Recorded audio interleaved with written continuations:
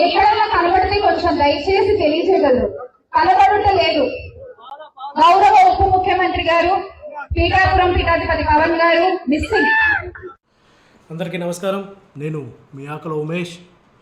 నిన్నటి రోజు హిందూపురంలో కార్యక్రమానికి వచ్చిన వైసీపీ పెయిడ్ ఆర్టిస్ట్ బుల్లితెర యాంకర్ శ్యామల మా నాయకుడు ఆంధ్రప్రదేశ్ రాష్ట్ర ఉప ముఖ్యమంత్రి శ్రీ పవన్ కళ్యాణ్ గారిపై, మా ప్రియతమ శాసనసభ్యులు శ్రీ నందమూరి బాలకృష్ణ గారిపై కొన్ని అనుచిత వ్యాఖ్యలు చేశారు. అమ్మ శ్యామల ప్యాకేజ్ ఇచ్చారు, మైక్ ఇచ్చారు, స్క్రిప్ట్ ఇచ్చారని నోటికి ఇచ్చినట్లు ఏది పడితే అది మాట్లాడితే పళ్ళు రాలగొడతామనే సందర్భంగా నేను హెచ్చరిస్తున్నాం. మా నాయకుల గురించి ఏం తెలుసని వాగుతున్నావు. వారు ఎన్నుకున్న వృత్తి సినిమాలు ఒకవైపు చేసుకుంటూ వారిని ఎన్నుకున్న ప్రజల కోసం అహర్నిశలో కష్టపడుతున్నారు మా నాయకులు.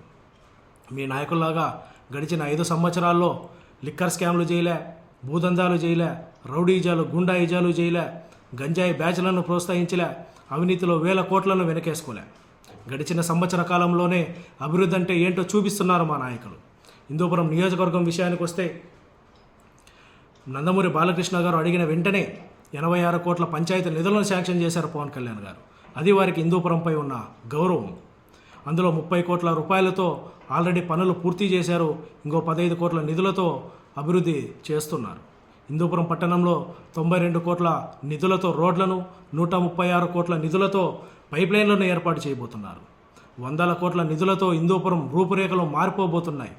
ఇవేవి తెలుసుకోకుండా ప్యాకేజీ తీసుకొని నీ కళ్ళకు గంతలు కట్టుకొని పవన్ కళ్యాణ్ గారు కనబడట్లేదు, బాలకృష్ణ గారు అభివృద్ధి చేయట్లేదని నోటికి వచ్చినట్లు మాట్లాడితే ఉపేక్షించేది లేదని ఈ సందర్భంగా నిన్ను హెచ్చరిస్తున్నాం శ్యామల.